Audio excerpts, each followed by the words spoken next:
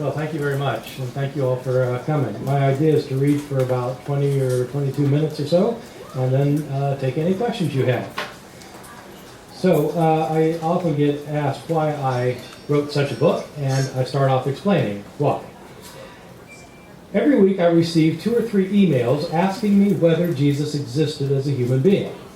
When I started getting these emails, some years ago now, I thought the question was rather peculiar, and I did not take it seriously. Of course Jesus existed. Everyone knows he existed, don't they? But the questions kept coming, and soon I began to wonder, why are so many people asking? My wonder only increased when I learned that I myself was being quoted in some circles, misquoted rather, as saying that Jesus never existed. I decided to look into the matter. I discovered to my surprise an entire body of literature devoted to the question of whether or not there was a real man Jesus. I was surprised because I'm trained as a scholar of the New Testament and early Christianity, and for 30 years I have written extensively on the historical Jesus, the Gospels, the early Christian movement, and the history of the church's first 300 years.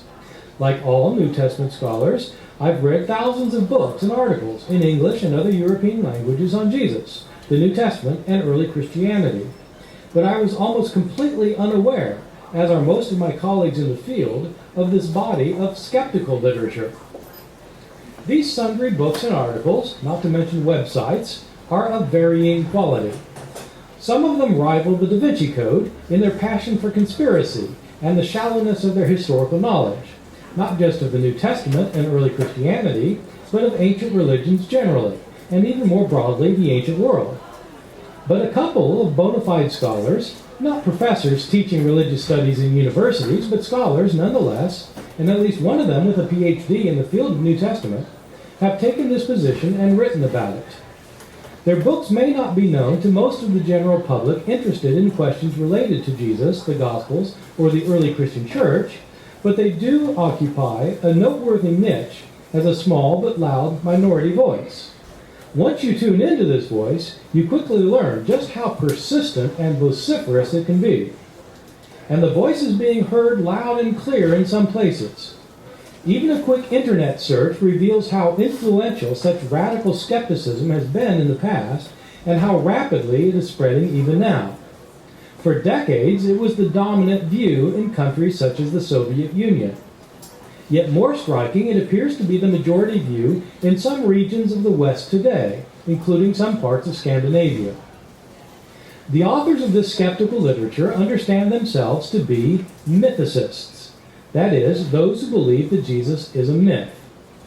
When mythicists use the term myth, they often seem to mean simply a story that has no historical basis, a history-like narrative that in fact did not happen. In this sense, Jesus is a myth because even though there are plenty of ancient stories about him, they're not historical.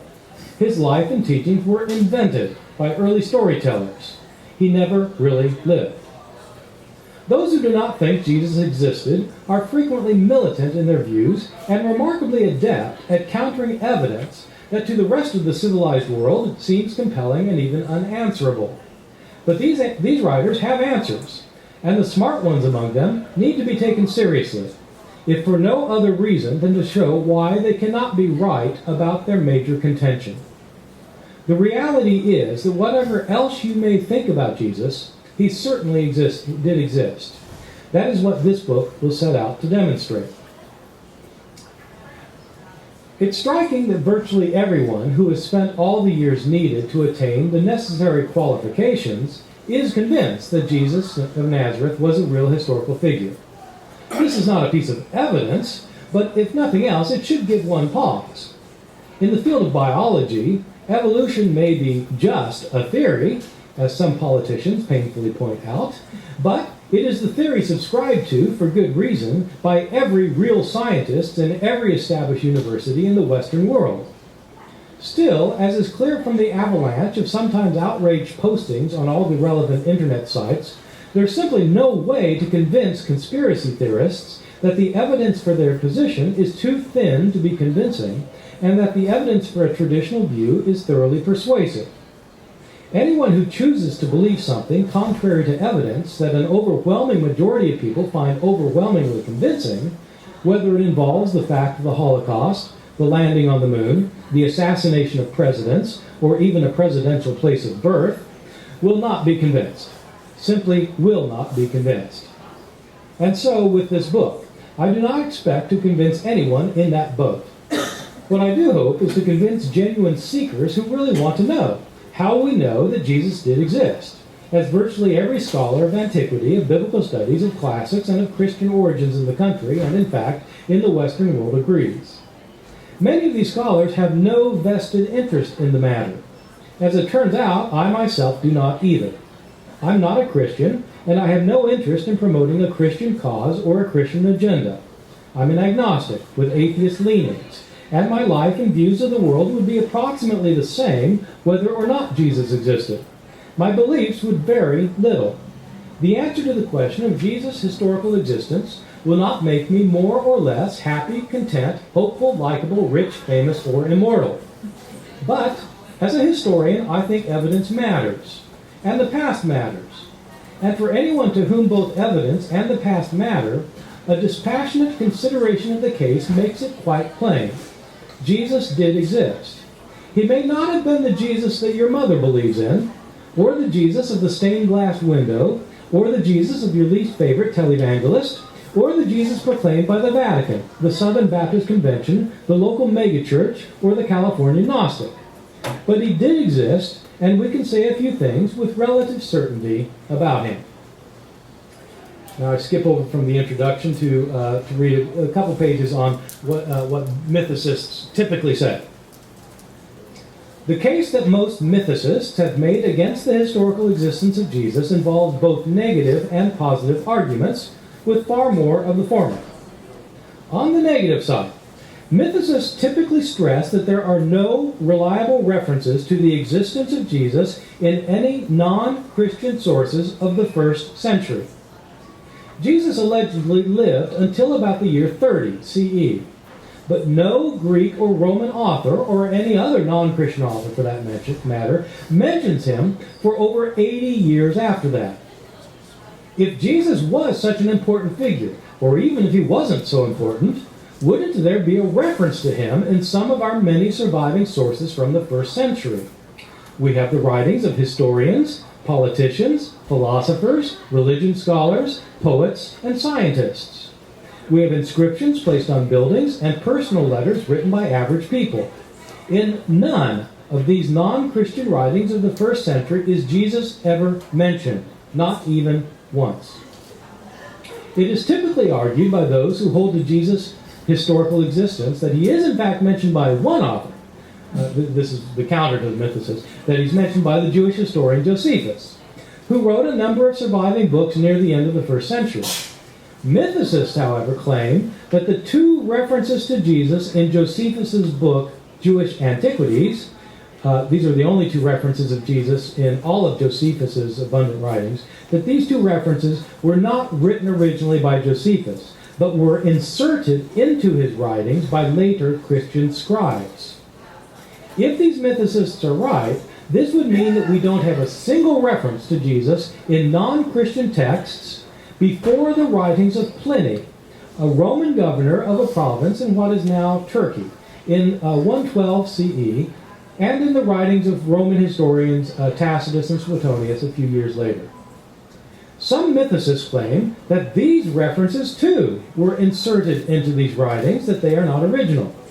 We'll be looking at all these references soon. For now, it's enough to note that mythicists argue that it is hard to believe that Jesus would not be talked about, argued with, commented on, or even mentioned by writers of his own day or in the decades afterward if he really existed. In addition, they typically claim that the historical Jesus does not appear prominently even in early Christian writings apart from the New Testament Gospels. In particular, they maintain that the Apostle Paul, who wrote more books of the New Testament than anyone else, says hardly anything about the historical Jesus, or that he says nothing at all. This may come as a shock to most readers of the New Testament, but a careful reading of Paul's letters shows the problems. Paul has a lot to say about Jesus' death and resurrection, especially the resurrection, and he clearly worships him as his Lord. but he says very little indeed about anything that Jesus said and did while he was alive. Why would that be if Jesus was in fact a historical person? Why doesn't Paul quote the words of Jesus, such as the Sermon on the Mount? Why does he never refer to any of Jesus' parables? Why doesn't he indicate what Jesus did? Why not mention any of his miracles, his exorcisms, his controversy, his trip to Jerusalem, his trial before Pontius Pilate, and so on? What this means is that Matthew, Mark, Luke, and John are our only real sources for knowing about the historical Jesus, and mythicists find these four sources highly problematic as historical documents. For one thing, they were written near the end of the 1st century at best, 4 or 5 decades or more after Jesus allegedly lived. If he really did live, wouldn't we have some earlier sources? And how can we rely on such hearsay from so many years later? Moreover, mythicists typically point out that the Gospels cannot be trusted in what they do say. There are many accounts of what Jesus said and did are chock full of contradictions and discrepancies, and so are completely unreliable. The Gospels are thoroughly biased toward their subject matter, and so do not present anything like disinterested history as it really was. They can be shown to have modified the stories they relate, and in some places they obviously have made up stories about Jesus. In fact, virtually all, or even all, of the stories may have been invented. This is especially the case with the so-called miracles of Jesus, narrated by the gospel writers to convince others to believe in him, but incredible to the point that, well, they're literally incredible, not to be believed. Okay, now, I'm summarizing the mythicist position here. Furthermore, many mythicists insist that the 4 Gospels ultimately go back to just one of the Gospels, Mark, on which the other 3 were based. This means that of all the many writers, pagan, Jewish, and Christian, that we have from the 1st century, assuming that Mark was written as early as the 1st century, we have only one that describes or even mentions the life of the historical Jesus. How plausible is that if Jesus actually lived? Given all these problems, some mythicists insist that the burden of proof rests on anyone who wants to claim that Jesus did in fact exist. Added to these negative arguments is one very important positive one, that the stories about Jesus, many of them incredible, all of them based on late and unreliable witnesses, are paralleled time and again in the myths about pagan gods and other divine men discussed in the ancient world. And so mythicists typically appeal to accounts of other gods or demigods, such as Heracles, Osiris, Mithras, Attis, Adonis, and Dionysus, who were said to have been born on December 25th to a virgin mother, to have done miraculous deeds for the sake of others, to have died, often for the sake of others, and to have been raised from the dead and later departed to live in the divine realm. I've already said a few words about such claims, and we'll examine them in greater detail at a later point. For now, it's enough to stress that mythicists make a two-pronged argument. Given the negative argument that we have no reliable witness that even mentions a historical Jesus, and the positive one that his story appears to have been modeled on the accounts told of other divinities, it is simplest to believe that he never existed, but was invented as another supernatural being. In this reading of the evidence, Christianity is founded on a myth. Okay, so after laying out the mythicist position, I start talking about what evidence there is for there being a historical Jesus. And I begin by talking about what we don't have as evidence. Some stuff that you might think we would have, we don't have. So, what we don't have. It may be useful to start by considering what we do not have by way of historical records for Jesus to set the stage for a more detailed consideration in the next chapter of what we do have. So first, physical evidence. To begin with, there is no hard physical evidence for Jesus, 1800 years before photography was invented, including no archaeological evidence of any kind. This is not much of an argument against Jesus' existence, however, since there's no archaeological evidence for anyone else living in Palestine in Jesus' day, except for the very upper crust elite aristocrats who are occasionally mentioned in inscriptions. We have no other archaeological evidence even for any of these persons. In fact, we don't have archaeological remains for any non-aristocratic Jew of the 20s CE when Jesus would have been an adult. And absolutely no one thinks that Jesus was an upper-class aristocrat. So why would we have archaeological evidence of his existence? We also do not have any writings from Jesus. To many people this may seem odd, but in fact it's not odd at all. The vast majority of people in the ancient world could not write, as we'll see in greater detail. There are debates about Jesus' literacy, if of course he lived, but even if he could read, there are no indications from our early sources that he could write, and there's no reference to any of his writings in any of our Gospels. So there's nothing strange about having nothing in writing from him. I should point out that we have nothing in writing from over 99.99% of people who lived in antiquity. That doesn't mean, of course, that they didn't live. It means that if we want to show that any of them lived, we have to look for other kinds of evidence. Next, non-Christian sources. It's also true, as the mythicists have been quick to point out, and as I've already read, that no Greek or Roman author from the first century mentions Jesus. It would be very convenient for us if they did, but alas, they do not. At the same time, the fact is again a bit irrelevant, since these same sources do not mention many millions of people who actually did live. Jesus stands here with the vast majority of living, breathing human beings of earlier ages. Moreover, it is an error to argue, as is sometimes done by one mythicist or another, that anyone as spectacular as Jesus allegedly was, who did so many miracles and fantastic deeds, would certainly have been discussed, or at least mentioned, in pagan sources if he really did exist.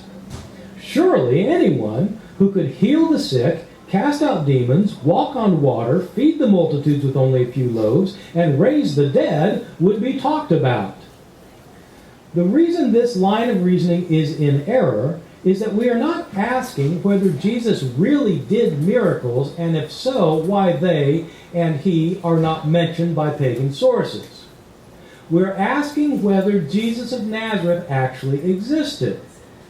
Only after establishing that he did exist can we go on to ask if he did miracles.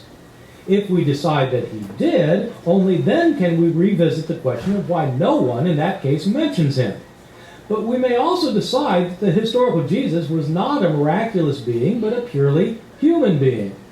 In that case, it's no surprise that Roman sources never mention him, just as it is no surprise that these same sources never mention any of his uncles, aunts, cousins, nieces, or nephews, or in fact, nearly any other Jew of his day.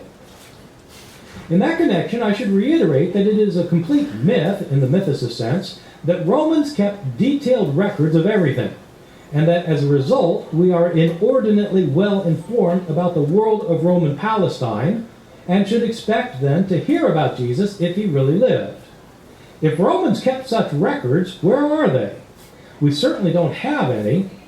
Think of everything we do not know about the reign of Pontius Pilate as governor of Judea. We know from the Jewish historian Josephus that Pilate ruled for 10 years between 26 and 36 CE. It would be easy to argue that he was the single most important figure for Roman Palestine for the entire length of his rule.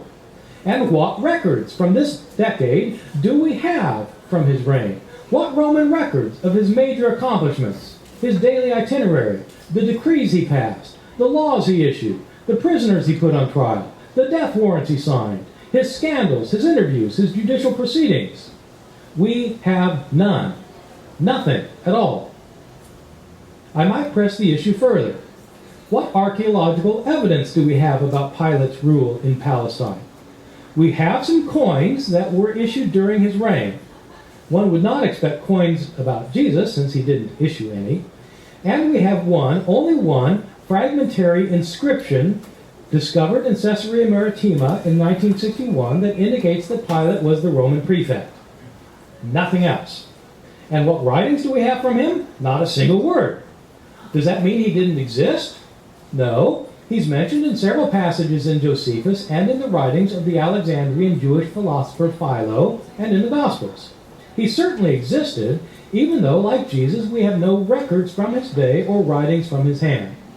And what is striking is that we have far more information about Pilate than about any other governor of Judea in Roman times. And so it's a modern myth to say that we have extensive Roman records from antiquity that surely would have mentioned someone like Jesus had he existed. It's also worth pointing out that Pilate is mentioned only in passing in the writing of the one Roman historian, Tacitus, who does name him. Moreover, that happens to be in a passage that also refers to Jesus in the Annals of Rome, Book 15. If an important Roman aristocratic ruler of a major province is not mentioned any more than that in the Greek and Roman writings, what are the chances that a lower-class Jewish teacher, which Jesus must have been, as everyone who thinks he lived agrees, would be mentioned in them? Almost none. I might add that our principal source of knowledge about Jewish Palestine in the days of Jesus comes from the historian Josephus, a prominent aristocratic Jew who was extremely influential in the social and political affairs of his day. And how often is Josephus mentioned in Greek and Roman sources of his own day, the 1st century CE? Never. Think of an analogy. If a historian 60 years from now were to write up a history of the American South in, say, the 20th and 21st centuries, is he likely to mention Zlatko Plesha? Zlatko's not here, I hope. Zlatko is my brilliant colleague who teaches courses in ancient philosophy, Gnosticism, varieties of early Christianity, and other subjects. Would they mention Zlatko? Almost certainly not. What does that prove? Technically speaking, it proves nothing. But it does suggest either that Zlatko never existed, or that he did not make a huge impact on the political, social, or cultural life of the South. As it turns out, Zlatko does exist. I bought him dinner last night. So, if he is not mentioned in a future history of the South, it will no doubt be because he did not make a big impact on the South. To show he existed, one would have to look at other evidence. For example, copies of the 2 books he has written. Unlike Jesus, Zlatko can write. In fact, writes very well. And unlike the 1st century, we have the mass production and distribution of books plus libraries to house them in. So too with Jesus. If he is rarely mentioned, it is barely relevant to the question of his existence. It's possible that he simply made too little impact, just like the overwhelming mass of people who lived in the Roman Empire of the 1st century. Many Christians do not want to hear that Jesus did not make an enormous splash on the world of his day, but it appears to be true. Does that mean he did not exist? No, it means that to establish his existence, we need to look at other kinds of evidence. So for the bulk of the book, I look at the evidence, from the New Testament Gospels especially, and from the writings of the Apostle Paul. And I devote a chapter to 2 key arguments that pretty much cinch the case that Jesus must have lived. One of which is easy to summarize. The Apostle Paul actually knew Jesus' closest disciple, Peter, as he tells us, and he knew Jesus' brother, James. And as I argue, if Jesus didn't exist, you would think that his brother would know it. And there's actually one other argument that's too complicated to go into that cinches it, that Jesus almost certainly existed. I want to just end by reading a page or so on one of the common arguments used by mythicists about Jesus. One of the most widely asserted claims found in the mythicist literature is that Jesus was an invention of the early Christians who had been deeply influenced by the prevalent notion of a dying and rising God, as found throughout pagan religions of antiquity. The theory behind this claim is that people in many ancient religions worshipped gods who died and rose again. Osiris, Attis, Tammuz, Heracles, Melkart, Elshmun, Baal, and so on. Originally, the theory goes, these gods were connected with vegetation and were worshipped in fertility cults. Just as every year the crops die in winter but then come back to life in the spring, so too with the gods who are associated with the crops. They die when the crops do and go to the underworld, but then they revive with the crops and reappear on earth raised from the dead. They are worshipped then as dying, rising deities. Jesus, in this view, was the Jewish version of the pagan fertility deity. invented by Jews as a dying and rising God. Only later did some of the devotees of this Jewish deity historicize his existence and begin to claim that he was in fact a divine human who had once lived on earth, who had died and then rose again. Once the historicizing process began, it continued rapidly until stories were told about this God-man, and eventually a whole set of narratives were invented by authors like Mark, the author of our first gospel. These narratives were not based on real history, however. They were based on myths that had been historicized. This view of the invention of Jesus is nearly ubiquitous among mythicists. There are, however, two major problems with this view that Jesus was originally invented as a dying, rising God, modeled on the dying and rising gods of the pagan world.